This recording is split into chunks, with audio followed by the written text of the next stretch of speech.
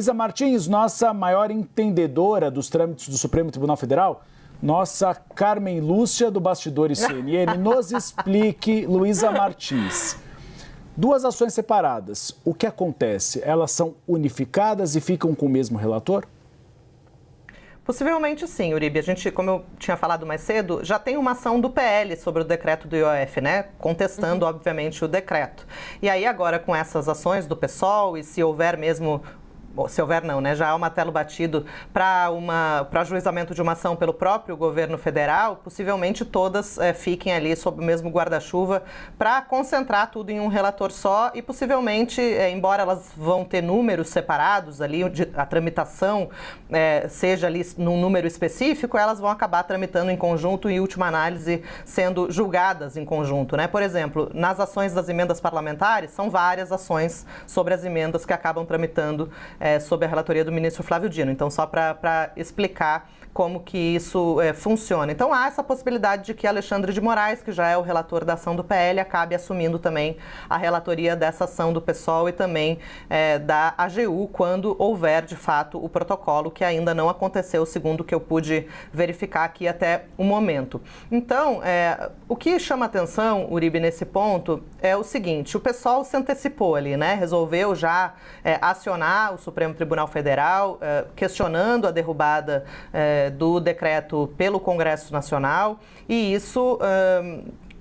havia uma avaliação de que, olha, se o PSOL tomou essa frente, talvez o governo não precisasse assumir esse desgaste de escalar a crise e também, por conta própria, acionar o Supremo Tribunal Federal. Afinal de contas, né, a ação do PSOL vai ter, basicamente, ali os mesmos argumentos. Mas há uma avaliação do Palácio do Planalto, como trouxe a Tainá, de que é preciso, de fato, marcar essa posição, né? E aí a AGU já informou que, a pedido de Lula, está verificando aí quais são os meios jurídicos e as argumentações possíveis para contestar essa derrubada do decreto no Supremo Tribunal Federal e vai também, segundo a AGU, ouvir com atenção os argumentos e as informações da equipe econômica, ou seja, do Ministério da Fazenda, a esse respeito.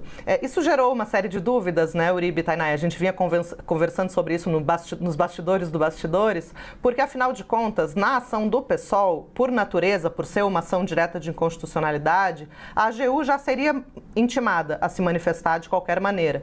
Então, poderia deixar a sua manifestação ali para o âmbito da ação do PSOL e não se envolver diretamente, não assumir, talvez, o ônus da escalada da crise ao ajuizar uma ação própria. Mas isso, aparentemente, não foi considerado pelo presidente Lula, que quer que o advogado-geral da União, Jorge Messias, ingresse com essa ação. Messias tem adotado um tom bastante cauteloso a esse respeito, quer se municiar ali de todas as informações que podem, o maior número de informação possível, para poder embasar esse pedido ao Supremo. E como a gente trouxe mais cedo, há uma expectativa de que no Supremo não haja ali uma decisão liminar, algo que vá ser favorável ao governo ou favorável ao Congresso. A tendência mesmo é de que...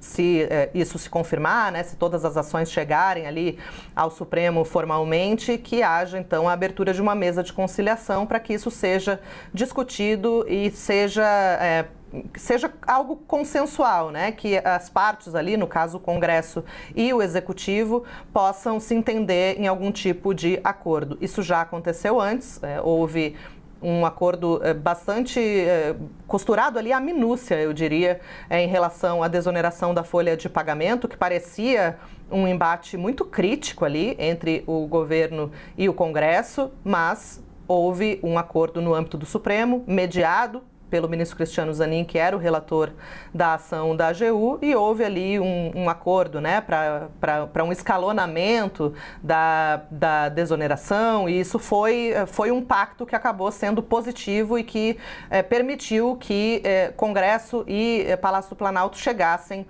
a um ponto comum. Possivelmente esse seja o mesmo caminho que vai ser adotado para essa crise do IOF. Ontem o ministro Gilmar Mendes já vinha nos dizendo aqui na entrevista, disse a Tainá Falcão, que o melhor cenário seria realmente uma autocomposição, né, que é uma palavra chique para acordo, entre o próprio Congresso e o Executivo, sem que o STF precisasse entrar muito ativamente nessa briga. Se ele for provocado, o STF, como vinha dizendo o Flávio Dino na audiência das emendas, ele não tem o que fazer, ele precisa agir, né? E aí a abertura de uma mesa de conciliação seria uma forma de não colocar o STF como protagonista dessa briga, mas colocá-lo como uma espécie de mediador desse acordo, sem que ele tenha que intervir tão diretamente, por exemplo, com uma liminar ou com uma decisão que venha de cima para baixo, arbitrando sobre o futuro do decreto do IOF. Mas a gente acompanha aqui as movimentações para ver se de fato vão ser distribuídas ao ministro Alexandre de Moraes e qual vai ser a condução que ele vai dar a esse processo.